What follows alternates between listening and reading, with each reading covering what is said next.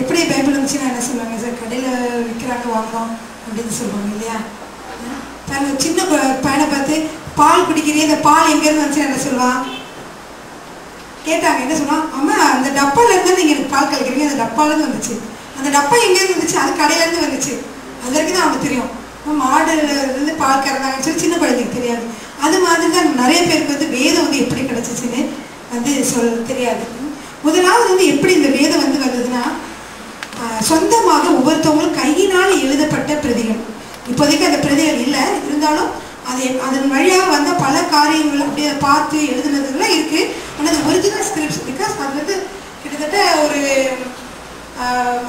கிட்டத்தட்ட இப்போ 2000 அப்புறம் கிமு 2000 4000 வருஷத்துக்கு முந்தினதுனால எவ்வளோதான் பத்திரமா வச்சுருந்தாது காலத்தினால அது வந்து இல்லாமல் போயிடுச்சு. ஆனால் ஆரம்ப காலத்தில் பார்த்தீங்கன்னா அவங்க வந்து கையினால வந்து எழுதினாங்க. எப்படி வந்து வேதம் வந்ததுன்னா, பரிசுத்த ஆவியானவரால் அந்தந்த காலங்களில் ஆண்டவர் வந்து ஏவப்பட்ட தேவனுடைய மனிதர்களால் தான் வந்து எழுதப்பட்டு வந்தது. சொந்தமாக வந்து யாருமே வந்து பைபிளை அப்படின்னு சொந்தமாக இப்படி எழுதுவோமா அப்படி எழுதுவோமா அப்படின்னு யாருமே எழுதலை.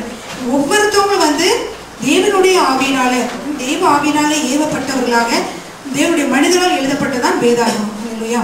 அது வந்து ரொம்ப காலத்துக்கு முன்பாக வந்து அது எழுதப்பட்டு வந்தது. முதலாவது பார்த்தீங்கன்னா அது வந்து அசல் கையெழுத்து பிரதின்னு சொல்லுவாங்க. அவங்களே வந்து கையெழுத்து சொந்தமாக பேனா வச்சு அல்லது அந்த காலத்தில் இருந்த ரிங்கு மற்ற பல காரியங்களை வச்சு அவங்க வந்து எழுதி கொண்டு வந்தாங்க. இதில் வந்து முதல்ல இருக்க வேதாகமத்தில் பார்த்தீங்கன்னா 5 ஆகமங்கள் இருக்குது. முதல் 5 ஆகமும் மோசே தான் எழுதினாருன்னு சொல்கிறாங்க. இப்போ இந்த மோசே வந்து எழுதினாருன்னு சொல்லிட்டு இப்போ வந்து கன்ஃபார்ம் பண்ணியிருக்காங்க. முன்னாடி வந்து மோசேன்னு சொல்லி சந்தேகம் இருந்தது. அப்போ சில வல்லுநர்கள்லாம் சொன்னாங்க மோசே வந்து கட்டாயமாக எழுதியிருக்க முடியாது, ஏன்னா அவர் அதாவது கிமு 1500 வருடங்களுக்கு முன்பு வாழ்ந்தார். இப்போ பார்த்தீங்கன்னா இப்போ 2000 வருஷம் ஆச்சா. இப்போ அதுக்கு முன்னாடி வந்து இப்போ வந்து கிறிஸ்து பிறந்ததுக்கு அப்புறம் இப்போ 2011. இப்போ கிமுனா கிறிஸ்து பிறந்ததுக்கு முன்னாடின்னு அர்த்தம். முன்னாடி 1500 வருடத்துக்கு முன்னாடி பிறந்ததுக்கு எங்கே எழுத்து கண்டுபிடிச்சிருப்பாங்க? நம்மளே இப்போ தான் வந்து அச்சு எந்திரமே வந்து இப்போ கொஞ்சம் நாட்களில் தான் கண்டுபிடிச்சிருப்பாங்க. அப்படி இருக்கும் பொழுது எப்படி கண்டுபிடிச்சிருப்பாங்கன்னு சொல்லிட்டு வேத வல்லுநர்கள்லாம் சொல்லிட்டு மோசஸ் எழுதிக்க மாட்டாரு, அப்புறம் அந்த காலத்தில் எழுதிக்க மாட்டாருன்னு சொல்லிட்டு இருந்தாங்க. ஆனால் தொல்பொருள் ஆராய்ச்சியாளர்கள் வந்து கண்டுபிடிச்சாங்க. அப்போ கண்டுபிடிக்கும் பொழுது நீங்கள் படிச்சிருப்பீங்க, சுமேரிய நாகரிகம் தான் நம்ம படிச்சிருக்கோம் இல்லையா. அதெல்லாம் படிச்சிங்கன்னா 4000 வருடங்களுக்கு முன்பாக சுமேரியர்களுடைய நாகரிகம் அவங்களுடைய பொருளெல்லாம் பார்க்கும்போது அது எழுத்து கையெழுத்து சொருப்புகள் இருந்ததை நம்ம வந்து வரலாறுல நம்மளும் படிச்சிருக்கிறோம். அது உண்மையில அது வரலாறு. அதனால வந்து அவங்க சொன்னாங்க மோசஸ் காலத்தில் என்ன, அவர் காலத்துக்கு 1000 வருடங்களுக்கு முன்பாகவே என்ன இருந்திருக்கு, எழுத்து வந்து யூஸ் பண்ணியிருக்காங்க, எழுத்து வந்து இருந்திருக்கு, எழுத்து கண்டுபிடிக்கப்பட்டிருக்குன்னு சொல்லி சுமேரியர் நாகரிகம் மற்றும் எகிப்து பாபிலோனியர்களுடைய பொருட்கள் எல்லாம் தோண்டி பார்க்கிற பொழுது அது 4000 வருடத்துக்கு முன்பாக எழுத்துலாம் இருந்திருக்குன்னு சொல்லி கண்டுபிடிச்சிருக்காங்க. அதனால அப்புறம் தான் அவங்க ப்ரூஃப் பண்ணாங்க கட்டாயமாக மோசஸ் தான் எழுதியிருக்கணும் அப்படின்னு சொல்லி. ஏன்னா மோசஸ் எழுதியிருக்கிறான்னு சொல்லிட்டு சில இடங்கள்ல வந்து நிறைய சான்றுகள்லாம் இருக்குது இந்த வேத வசனத்துக்கு வந்து. அதனால அது கட்டாயமாக வேத வசனத்துக்கு சான்றுகள் எல்லாமே உண்மைதான் அப்படின்னு சொல்லி இது கண்டுபிடிச்சிருக்காங்க. முதலாவது வந்து நீங்கள் பார்த்தீங்கன்னா இப்போ பழைய காலத்தில் எப்படி வந்து எழுதுனாங்க அப்படின்னு சொல்லி பார்த்தோம். முதலாவது பார்த்தீங்கன்னா கல் தான் ஃபஸ்ட்டு எழுதுனது. கல்லில் வந்து வெட்டுக்கல். கல்லில் என்ன செஞ்சுருக்காங்க, செதுக்கி எழுத ஆரம்பிச்சிருக்காங்க. பல காலத்து மனிதர்கள் எதை வச்சு எழுதுறது, எப்படி எழுதுறது, ஆனால் எழுத்து வார்த்தைகளை சொல்லணும், இன்னொருத்தவங்களுக்கு போய் அந்த செய்தி சேரணும் அப்படின்னு சொல்லி அவங்க விரும்பினதுனால என்ன செஞ்சுருக்காங்கன்னா கல்லில் தான் வந்து எழுதியிருக்காங்க முதல்ல பாருங்க. அதனால தான் வந்து இது எப்படி நம்ம கண்டுபிடிச்சாங்கன்னா, எகிப்து தேசம் பாபிலோனிய தேசங்கள் எல்லாம் வந்து தோண்டி பார்க்கிற பொழுது எழுத்துல அதாவது கல்லில் செதுக்கப்பட்ட கல்வெட்டுக்கள் சாசனங்கள் வந்து கண்டுபிடிச்சிருக்காங்க. கல்வெட்டுகள் மூலியமாக எழுதுறாங்கன்னு சொல்லி கண்டுபிடிச்சிருக்காங்க. ஸோ அதன் மூலியமாக கட்டாயமாக அதாவது கல்லில் எழுதியிருப்பாங்க அப்படின்னு சொல்லி கண்டுபிடிச்சாங்க. இதை வந்து நம்ம வேதத்தின் வழியாகவும் நம்ம கண்டுபிடிக்க முடியும். கல்லில் எழுதியிருக்காங்கன்னு சொல்லி வேதத்தின் வழியாக உங்களுக்கு எதாவது தெரியுமா? கல்லில் எழுதப்பட்டிருக்குன்னு சொல்லி 10 கட்டளைகள் பார்த்தீங்கன்னா மோசே எழுதின 10 கட்டளைகள் மோசேக்கு கர்த்தர் கொடுத்த அந்த 10 கட்டளைகள் வந்து கற்பலகையில் தான் எழுதியிருந்ததுன்னு பார்க்குறோம். எடுத்து வாசிப்போமா? யாத்திரா 31:18.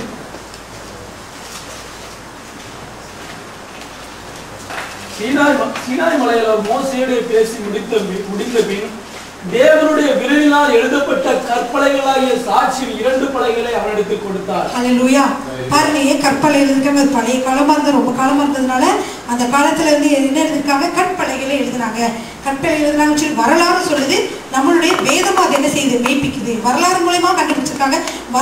மூலியமாகவும் இதுதான் முதல் எழுதியிருப்பாங்க. இந்த உலகத்துல பைபிள் இருக்காங்க இல்லை, முதலாவது எதுல எழுதியிருப்பாங்க, எதுல மக்கள் வந்து கருத்துக்களை பரிமாறி இருப்பாங்க அப்படின்னு சொல்லி கண்டுபிடிக்கும் பொழுது தொல்பொருள் ஆராய்ச்சியெல்லாம் கண்டுபிடிச்சது வந்து ரொம்ப ரொம்ப பழைய காலத்துல வந்து கல்லுல தான் அப்படின்னு சொல்லி கண்டுபிடிச்சிருப்பாங்க. எதுல நம்ம சுமேரிய நாகரிகங்கள் ஏத்து நாகரிகம் சொன்னாலும் அங்க வந்து கல்வெட்டுக்களை தான் கண்டுபிடிச்சிருப்பாங்க.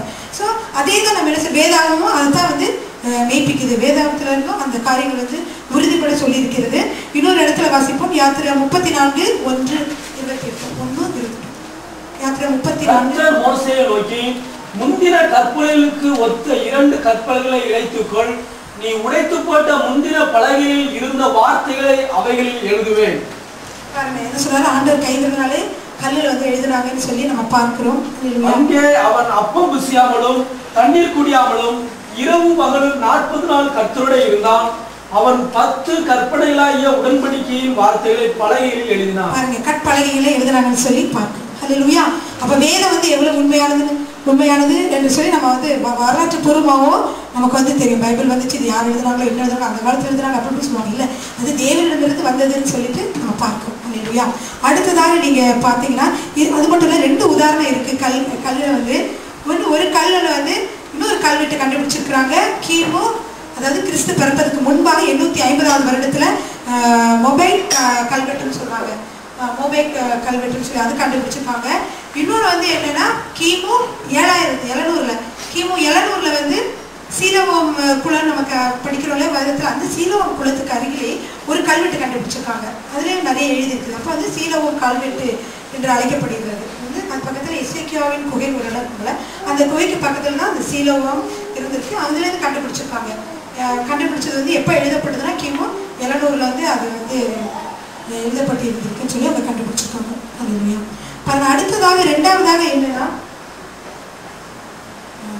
கூகுள்ஸ்ல போனீங்கன்னா நிறைய இருக்காங்க.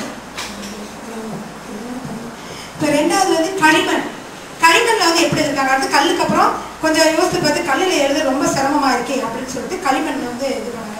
ஸோ களிமண் வந்து எப்படி செஞ்சாங்கன்னா, களிமண்ணை வந்து சின்ன சின்ன மாத்திரை வடிவில் வந்து வெட்டி, மாத்திரை வடிவில் சின்ன சின்ன துண்டுகளாக இருக்குன்னா அதில் வந்து எழுதியிருக்கிறாங்க. இப்போ களிமண்ணா கொஞ்சம் எழுதுறதுக்கு கொஞ்சம் ஈஸியாக இருந்திருக்கும் அவங்களுக்கு, அந்த குச்சி வச்சு எழுதியிருப்பாங்க. அப்படி எழுதுனாங்க. இது என்ன செஞ்சாங்கன்னா, சூரிய வெளிச்சத்தில் காய வச்சு அதை பத்திரப்படுத்தியிருக்காங்க. இல்லைன்னா அவனில் வந்து வச்சிருந்து அதை வந்து அதாவது ஆற வச்சு பயன்படுத்தியிருக்காங்க. ஸோ அந்த மாதிரி கல்வெட்டுகள், அந்த மாதிரி அந்த களிமண்ணில் செய்யப்பட்ட எழுத்துக்களை வந்து நிறைய ஆயிரக்கணக்கானதாக கண்டுபிடிச்சிருக்காங்க. இப்படிலாம் வந்து வேதம் வந்து அப்படியே ஒரு வழியாக வந்து எழுதப்பட்டு வந்திருக்குது அப்படின்னு பார்க்குவோம். அடுத்ததாக வந்து பார்த்தீங்கன்னா மரம். அதுக்கடுத்து மரத்தை பயன்படுத்தினாங்க. மரத்தில் வந்து என்ன செஞ்சுருக்காங்களா, கூறி ஆணிகள் இதில் வச்சு வந்து அவங்க வந்து எழுதிக்கிறாங்க மரத்தில். ஏன்னா களிமண் வந்து ஒரு வேளைக்கு தண்ணியில் பட்டு ஊரிய உடஞ்சி அது மாதிரி இருக்கலாம். ஸோ அது வந்து நிரந்தரமாக இல்லைன்னு சொல்லிட்டு வேறு என்ன செய்யலாம்னு மக்கள் யோசித்து மரத்தில் எழுத ஆரம்பிச்சிருக்காங்க. மரத்தில் வந்து கீறி வந்து அவங்க வந்து எழுத்துக்கு வடிவம் கொடுத்து அவங்க வந்து எழுதியிருக்காங்க. ஸோ அது வந்து பார்த்தீங்கன்னா நம்மளுடைய வேதத்தின் வழியாகவும் அதை வந்து பார்க்கலாம் எப்படி எழுதுனாங்கன்னு சொல்லி. இது வந்து ஏசாயா 30:8, ஏசாயா 30வது அதிகாரம் 8வது வசனத்தில் வாசிக்கலாம்.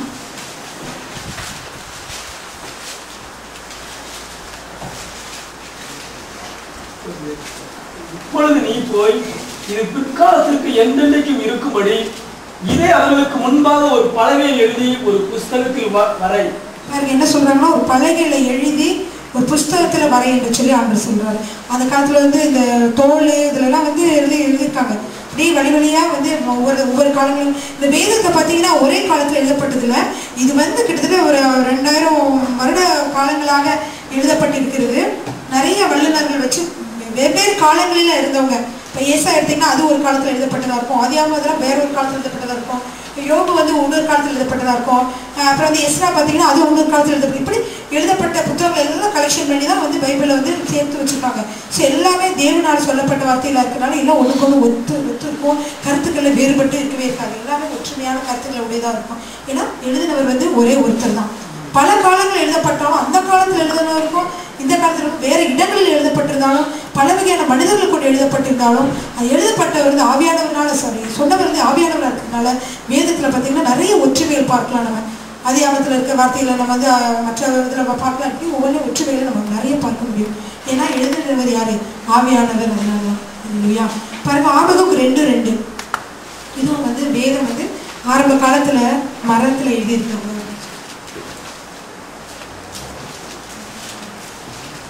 அப்பொழுது கர்த்தர் எனக்கு பிரதியுத்தரமாக, நீ தரிசனத்தை எழுதி அதை கடந்தோடுகிறவன் வாசிக்கும்படி பலகைகளை தீர்க்கமாக வரை.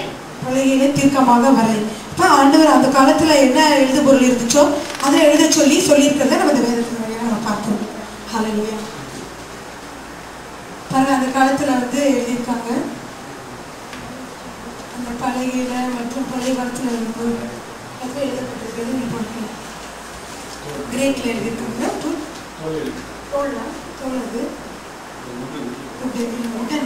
எழுதியிருக்காங்க. அது மரத்துல எழுதப்பட்டது நான் சொல்லிட்டு இருந்தேன் இல்லையா, அந்த மரத்துல எழுதப்பட்டது பார்க்கலாம். அப்புறம் மரத்துல எழுதினாங்க. ஸோ அது வந்து அவங்களுக்கு வந்து ரொம்ப கஷ்டமா வந்து எழுத வேண்டியதா இருக்கிறதுனால அதுக்கப்புறம் என்ன செய்யலாம்னு சொல்லி யோசித்து அதுக்கப்புறம் அவங்க வந்து கண்டுபிடிச்சதுதான் வந்து தோல். மிருகங்களுடைய தோல் எழுத ஆரம்பிச்சாங்க. மிருகங்களை வந்து அந்த கொன்றது பிறகு இருக்கக்கூடிய தோலை வந்து பதப்படுத்தி வச்சு அதுல வந்து எழுத்துக்களை வந்து எழுத ஆரம்பிச்சாங்க. அப்போ வந்து இந்த தோல் சுருள்களை வந்து பார்த்தீங்கன்னா லெதர்ல வந்து தோல் சுருள்கள் வந்து எழுதி இருந்துச்சு. அப்படி எழுதப்பட்டது பார்த்தீங்கன்னா ஒரு கிட்டத்தட்ட ஒரு தோலை வச்சு எழுதுவாங்க. தோல் இப்படி இப்படி இருந்துச்சுன்னா அவங்க எழுத வந்து இப்படி இருக்க மாட்டாங்க, இப்படிதான் இருப்பாங்க. ஏன்னா அப்புறம் அந்த தோலுக்கு அப்புறம் இன்னொரு தோலை சேர்ப்பாங்க, இன்னொரு தோலை வந்து தச்சிருப்பாங்க. அப்படி தச்சு 100 அடிக்கு இருக்கிற புத்தகங்களா இருக்கும். அந்த தோலை வந்து கடைசியில் ஒரு கயிறு வச்சு ஒரு கம்பை வச்சிருக்கணும். அப்படியே இந்த தோலை அப்படியே சுற்றி ஒரு புத்தகமா வச்சிருப்பாங்க. அதுதான் முந்தி இருந்த புத்தகம். ஆச்சரியமா இருக்கு இல்லையா? இப்படி இருக்க மாதிரி புத்தகம் அப்போ எப்படி புத்தகம் இருக்கும்? ஆண்டவர் சொல்றாரு, இதுல சொல்றாரு, ஒரு தோல் சுருளை எடுத்து கர்த்தர் வாசிச்சார், ஏசாயா வாசித்தாங்க இருக்கு. அப்ப ஏசாயாவும் எப்படி எழுதப்பட்டிருக்கு? இந்த மாதிரி தோலை கொஞ்சம் ஒரு தூளிகளோட அளவு இருந்துச்சுன்னா சரி, அதோட இன்னும் கொஞ்சம் தச்சு நிறைய 100 அடி இடிக்க நீளமா செஞ்சுட்டு அதுல இப்படி எழுதிருப்பாங்க. குறுக்க எழுதினோம்னா நிறைய ஒரு புக்கு மாதிரி. அப்புறம் ஒரு குச்சியை வச்சு முன்னாடி வந்து தச்சுட்டு அதை அப்படியே ரோல் பண்ணி தோல் சுருள்களாக அவங்க வந்து எழுதியிருக்காங்கன்னு சொல்லி பார்க்கிறோம். இதெல்லாம் ஏன் ஆண்டவர் இப்படிலாம் வழிவழியா மக்களுடைய நாகரிகம் மாறினாலும் மக்களே இறந்து ஒரு ராஜ்யத்துக்கு பின்னாடி இன்னொரு ராஜ்யம் வந்தாலும் எவ்வளவு காலங்கள் வந்தாலும் பைபிள் மட்டும் என்ன செய்யல, அந்த வார்த்தைகள் அழியாம கர்த்தர் மறைச்சு வச்சு இதை அழிக்கிறதுக்கு எத்தனை பேர் இருந்தாங்க, அழிச்சாங்க அப்படிலாம் பார்க்குறோம். நிறைய சரித்திரத்தில் பார்த்தீங்கன்னா எவ்வளவுதான் மக்கள் அழிக்கணும் ட்ரை பண்ணாலுமே இந்த வேதத்தை வந்து அழிக்கவும் முடியல. அது வழிவழியா நமக்கு வந்து நம்ம வரைக்கும் வந்து சேரணும்னு நினைச்சிட்டு இப்போ 2000 வருஷம் முன்னாடி ஒரு 2000 வருஷம் 4000 வருடங்களாக வந்து நம்மகிட்ட சேரணும்னு கர்த்தர் வந்து விரும்பினதுனால நமக்கு வந்து வழிவழியா வந்து பாருங்க. இது வந்து தோல் சுருள் தோல்ல வந்து எழுதியிருக்காங்க. நான் சொன்னேன் இங்கே ஒரு கட்டை மாதிரி வச்சு சுட்டி வச்சிருக்காங்க, அப்படியே நிறைய எழுதி வச்சிருக்காங்க. ஸோ இந்த மாதிரி தான் அவங்க வந்து எழுதியிருக்காங்க. ஹல்லேலூயா. அடுத்தது வந்து பேப்பிரஸ் சொல்லி ஒரு இது பேப்பிரஸ். அதுக்கப்புறம் தான் வந்து அதாவது நம்ம கண்டுபிடிச்சிருக்க இது புத்தகம் இருக்கு பேப்பர் இருக்கு இல்லையா, அதனுடைய ஆரம்ப காலத்துல உள்ளது பேப்பிரஸ் சொல்லுது. இது வந்து ஒரு செடியில இருந்து அந்த தண்டு எடுத்து அதை நாணல்ல இருந்து அந்த தண்டு மாதிரி மெல்லிய தண்டு மாதிரி செஞ்சு அதை வந்து ஊற வச்சு பதப்படுத்தி அதுல வந்து எழுதுறாங்க. அது வந்து அதுதான் இது, அதான் பேப்பிரஸ் சொல்லுவாங்க. அதுல தான் வந்து புதிய ஏற்பாடுலாம் எழுதப்பட்டது. புதிய ஏற்பாடு காலத்துக்குள்ள இந்த நாகரிகம் நல்லா கொஞ்சம் வளர்ந்து வந்துட்டனால இந்த பேப்பிரஸ் தான் இருந்துச்சு. அதனால அவரோட புதிய ஏற்பாடு காலங்களில் இதில் தான் எழுதி பத்திரப்படுத்தி வச்சிருக்காங்க. ஹல்லேலூயா. இதுவும் அதே மாதிரி தான் ரொம்ப நீளங்கள் அகலமா இருக்கும். 15 இன்ச்சு உயரம் உள்ளதா இருக்கும்னு நினைக்கிறேன். வந்து உயரம் இதெல்லாம் பெருசா வந்து இருக்கக்கூடிய வச்சு செஞ்சிருக்காங்க. இதுல வந்து நீளம் வந்து 30 அடியிலேருந்து நீளம் இருந்திருக்குது. ஒரு கடைசியாக கண்டுபிடிக்கப்பட்டது. அதாவது ஆக பெரிய நீளம் எவ்வளோன்னா 144 அடி. 144 அடி நீளம் உள்ள ஒரு அதோட சுருள் தான் வந்து ரொம்ப நீளமாக கண்டுபிடிக்கப்பட்டது. அப்படியாக அவங்க மக்கள் என்ன செஞ்சிருக்காங்க, அதெல்லாம் பத்திரப்படுத்தி எழுதுறதே வேலையை வச்சு செஞ்சிருக்காங்க. ஹல்லேலூயா. அதுக்கப்புறம் பார்த்தீங்கன்னா வெல்லம் சொல்றாங்க. அப்படின்னா என்னன்னா இது ஒரு வகையான தோல் தான், தோல் காகிதங்கள். ஏன்னா இந்த பேப்பிரஸ் வந்து ஒரு சில இடங்கள்ல தான் கிடைச்சிச்சு. அப்போ ஒரு அரசர் என்ன நினைச்சாருன்னா, அவர் பேர் வந்து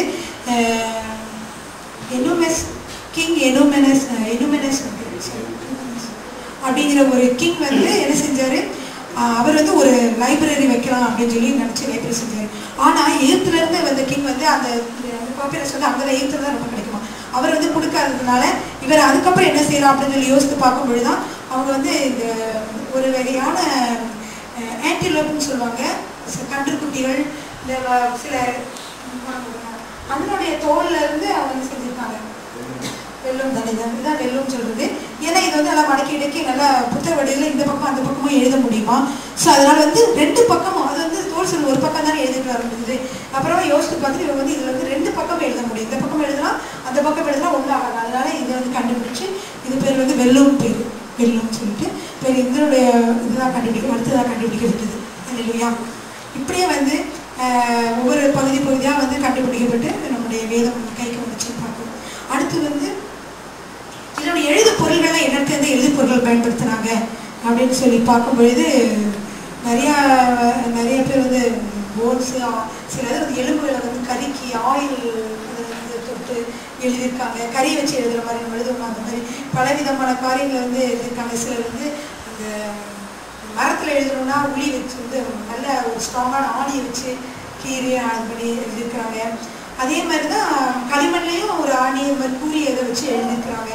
அப்படி ஒவ்வொரு காரியங்களையும் ஒரு இதுன்னு பார்த்துக்கலாம். அப்புறம் வந்து கொஞ்சம் கொஞ்சமாக அந்த இங்கெல்லாம் கண்டுபிடிச்சி அந்த இங்கு மாதிரி இருக்கிற வச்சு எழுதியிருக்காங்க. ஸோ இந்த மாதிரி நம்முடைய வேதம் வந்து நம்முடைய கைக்கு பலவிதமான வடிவத்தோடு வந்து அப்புறமா அச்சு கண்டுபிடிச்ச பிறகு நம்ம அப்ரிண்ட் ஆகி வந்து முதல் இது வந்து என்னது வேதம் தான். இல்லையா? இப்படி நிறைய காரியங்கள் இருக்குது. இந்த காரியங்களை நான் படிக்கும்போது இது கொஞ்சம் பெரிய சிலபஸாக இருந்ததுனால என்னால் அது கவர் பண்ண முடியல. முன்னாடி படிச்சுப்பேன், அப்புறம் அந்த டைம் கிடைக்காம திருப்பி மறந்துடுவேன். அந்த வருஷம்லாம் கரெக்டாக அவங்க சொன்னோம்ல, அதனால இது வந்து திரும்பமாக உங்களுக்கு வந்து முடிஞ்சால் சாப்பிட்டதுக்கப்புறம் நான் நினைக்கிறேன். இல்லாட்டி அடுத்த வாரம் நான் வந்து கண்டினியூ பண்ணுறேன்.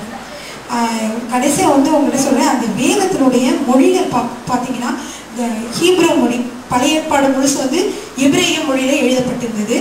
அதில் வந்து இன்னும் அராமிக்ன்ற ஒரு மொழியிலே எழுதியிருக்காங்க. இயேசு வந்து பேசுகிற மொழி வந்து அராமிக்னு சொல்லுவாங்க. ஸோ அந்த அராமிக் மொழிகளிலும் சில வார்த்தைகள் இருக்கிறது. புதிய ஏற்பாடு பார்த்தீங்கன்னா எல்லாமே கிரேக்கா மொழியிலேயே எழுதினாங்க. ஏன்னா அந்த கிரேக்கா மொழியில் நிறைய வல்லுநர்கள் இருந்தால் நிறைய எழுத்துக்கள் எல்லாம் நல்லா கண்டுபிடிக்க